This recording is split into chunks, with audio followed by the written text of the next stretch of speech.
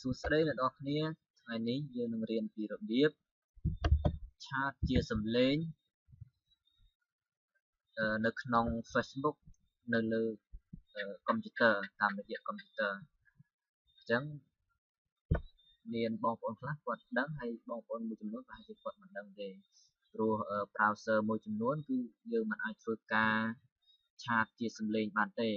វាទាល់តែយើងប្រើជាកម្មវិធី software អ្វីមួយផ្សេងទើបយើងអាចធ្វើការឆាតជាសំឡេងបាន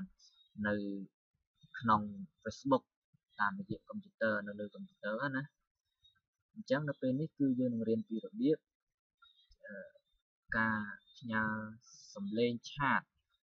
ការឆាតជាសំឡេងនៅលើការឆាតជាសំឡេងនៅក្នុង Facebook នៅលើ Facebook តាមរយៈកុំព្យូទ័រដែលយើងអាចធ្វើការឆាតជាសំឡេងបានដោយមិនចាំបាច់ប្រើកម្មវិធី software អ្វីផ្សេងនោះទេដោយយើងគ្រាន់តែធ្វើការ click គឺនិយាយរួមទៅគឺដូចជានៅក្នុងទូរស័ព្ទអញ្ចឹងដែរគឺយើងអាចធ្វើការឆាតដូចជានៅក្នុងទូរស័ព្ទបានទូរស័ព្ទយើងគ្រាន់តែ click យកសញ្ញាដែលសម្រាប់ record មកគឺវានឹងឲ្យយើង record សំឡេងបានតែម្ដងនេះគឺដូចគ្នាដោយយើងគ្រាន់តែ click លើសញ្ញា record ហ្នឹងគឺយើងនឹងអាចធ្វើការអាត់ជាសំឡេងថតជាសំឡេងផ្ញើនៅក្នុងឆាតបានអញ្ចឹងគឺវាមានភាពងាយស្រួលហើយអញ្ចឹងដើម្បីយើងធ្វើការឆាតបែបហ្នឹងបានមុនដំបូងអ្នកទាំងអស់គ្នាត្រូវមានកម្មវិធីមួយដែលមានឈ្មោះថា Google Chrome បើបងប្អូនដែលមិនទាន់មានអាចចូលទៅ download មក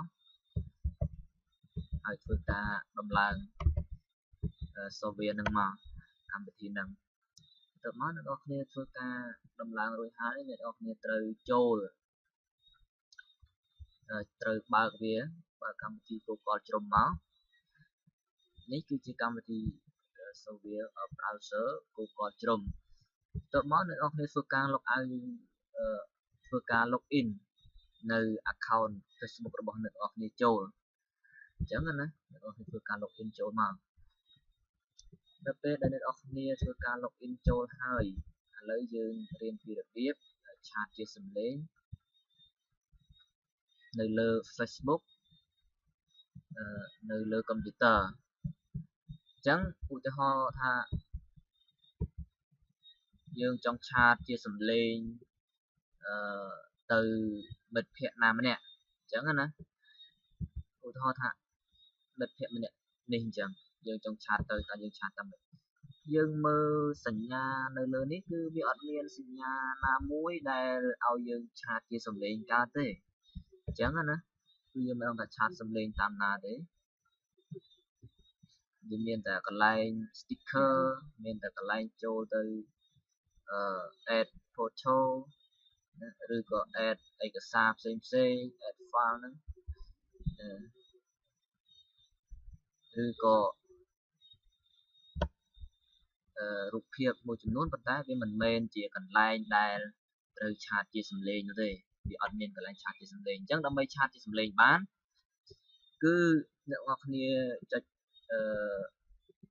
បើកនៅ account friend យើងមកហើយយើងចូលមកឆាតមកយើងคลิกវាមកជា friend របស់យើងទាំងអស់គ្នាคลิกលើវាមកអញ្ចឹងណាយើងចូលមកបែបនេះហើយទៅមកអ្នកនរគ្នានឹងឃើញសញ្ញារៀងដូចជាកងចាក់រៀងខ្ចោយកវងកាញ់កន្លែងនេះវាមានកន្លែង call ជា video call ជាបែបនិយាយធម្មតាអញ្ចឹងគឺយើងនឹងមានសញ្ញាកន្លែងនេះមួយគឺជាកន្លែង option គឺជាកន្លែងដែលឲ្យយើងជ្រើសរើសនៅកន្លែងលក្ខណៈថាមានកន្លែង open in the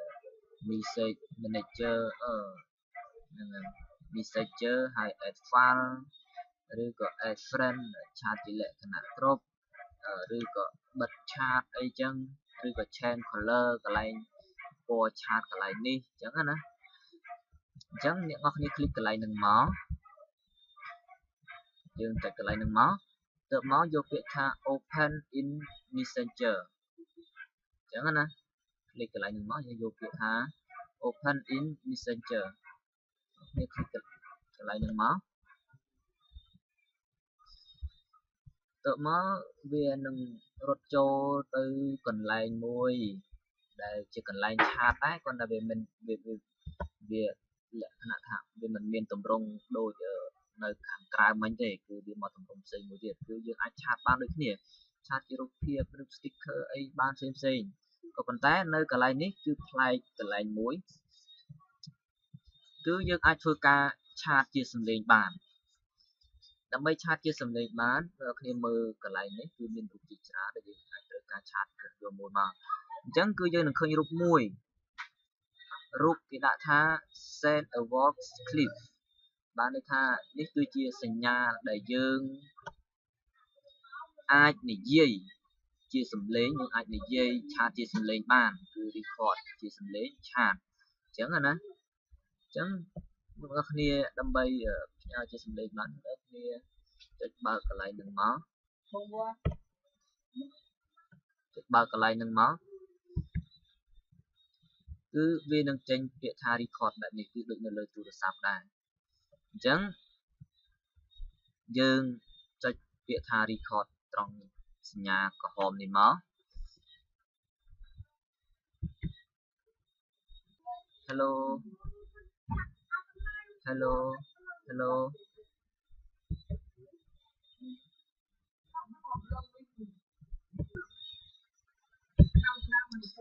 អញ្ចឹងមិញគឺ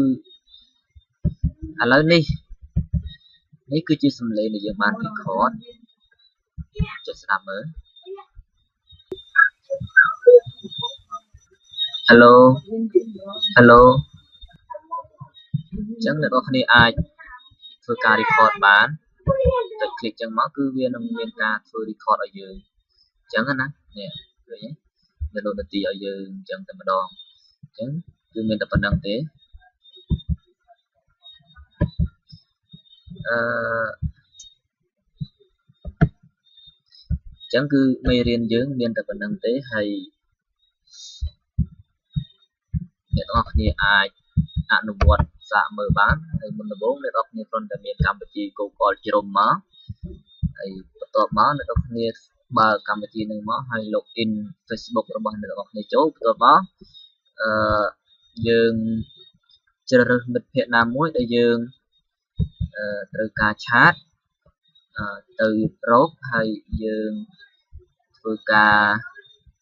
បើកចូលទៅកន្លែងMessenger ដោយ